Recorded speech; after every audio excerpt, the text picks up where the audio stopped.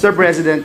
Yes. Thank you, Mr. Majority President. Leader. Before I make the final motion on this particular budget deliberation on this particular agency, Mr. President, may I just quickly react and make a short manifestation as I was listening attentively to the statements made by the honorable gentleman from Taguig, Patero, Senator Alan Peter Cayetano. He talked about the importance of implementing K-12. And I thought, Mr. President, it is important to note that a lot of stakeholders worked doubly hard to pass this law. The law was passed in 2023, RA 10533, with a vision, and I quote, to establish, maintain, and support a complete, adequate, and integrated system of education, and to ensure that every graduate of basic education shall be an empowered individual. Mr. President, the K-12 model is good, as validated by the experience of various countries, but the problem is the capacity of our, and this has been crystal clear during the discussions made in the Education Commission, chaired by Senator Sherwin Gatchalian, members of which are all here right now, Senator Pia Cayetano, Senator Sani Angara.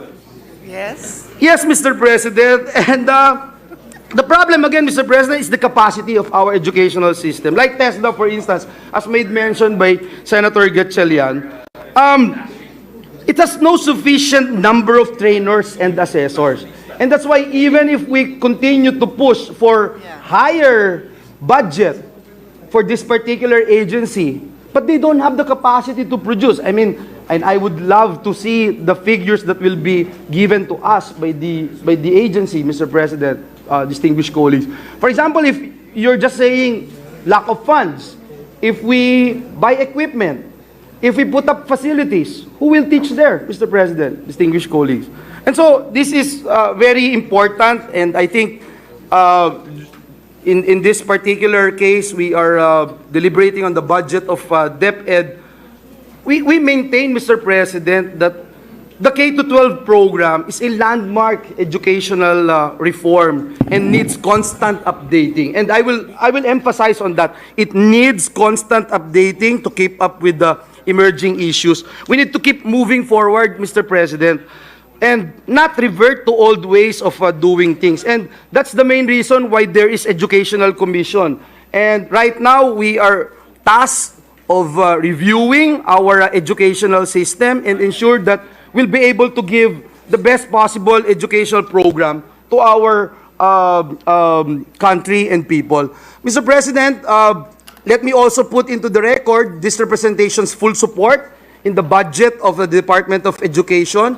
Naniniwala po ako, Ginoong Pangulo, na ang edukasyon po ang susi sa bawat pinto ng oportunidad para sa ating mga kababayan, lalo na sa ating mga kabataan. At tayo po ay nagagalak na maging katuwang ng ating butihing Vice President Sara Duterte, upang mapabuti po yung learning outcomes para sa ating mga mag-aaral. Would also like to take this opportunity, Mr. President, to thank the Vice President for her leadership in the PQF-NCC, yung Philippine Qualifications Framework National Coordinating Council, and for holding regular meetings of the Council. Kasi Madam Vice President, for the past so many years, every time we tackle the budget of Deped, TESDA, and CHED, we would always ask this representation together with Senator Pia, Senator Win, Senator Angara. We would always ask, how many times do you meet? In fact, in the last 4 years, bago ho kayo dumating, last 4 years, 4 times lang nag-meeting.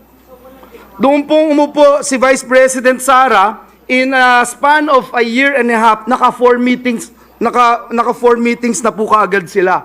So, Mr. President, I think this is important. Kailangan mag-meet talaga yung mga education agencies natin.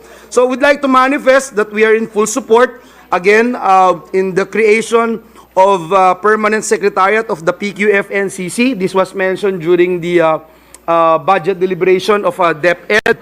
And during the break, this representation, together with this representation's office, coordinated with Deped officials and worked with us in ensuring that the work of the Council continues in 2024. We have also put some funds For example, the additional 12 million for the purpose of in the budget of TESDA as the Secretariat of the Council. So, yan po yung ating ginagawa, and as author and sponsor of RA 10968 or the PQF law, we are confident, Mr. President, that this will bring wider mobility and opportunities to every Filipino through increased recognition of the value and comparability of their qualification. So, muli, Ginoong Pangulo, maraming salamat, and thank you po sa lahat ng tulong ng ating distinguished sponsor, Senator Pia Cayetano. Mr. President, the Deputy Minority Leader would also like to make a short manifestation. I move that she be recognized. Yes, our distinguished Deputy Minority Floor Leader is recognized. Salamat kaayo, Mr. President. Just a brief manifestation that this representation joins with a very important evaluation of the Majority Leader. The K-12 was a landmark and game-changing education reform.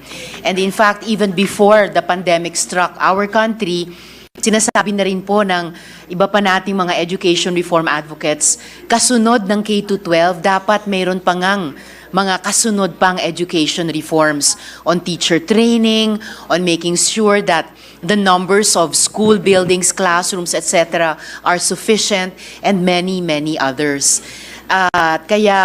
I'm glad that the Majority Leader said that this matter of the K-12, or for that matter, yung mother language education, are some of the important agenda being taken up by the Education Commission too. And since that came up also, just for the record, again, Mr. President, I need to manifest for the minority that it is regrettable that we are not participants in the EDCOM too. So we will just have to engage the important agenda being taken up by the EDCOM too, and certainly the important findings and recommendations of the Commission when the matter is brought to plenary. So just those two things, Mr. President, an affirmation of the K-12, and then the matter of the EDCOM too. Salamat kaayo, Mr. President. Thank you, Mr. President. Mr. President, there being no other reservation for interpellation, I move that we close the period of interpellations and debate and consider the budget of the Office of the Department of Education, Office of the Secretary, Early Childhood Care and Development Council, National Book Development Board, National Council for Children's Television, National Museum of the Philippines, Philippine High School for the Arts, and National Academy for Sports to be deemed submitted for the body's consideration. I so move, Mr. President. There be no objection to the motion. These aforementioned offices under the Department of Education is hereby deemed submitted. Congratulations. I ask for a minute suspension. Thank you, Mr. President.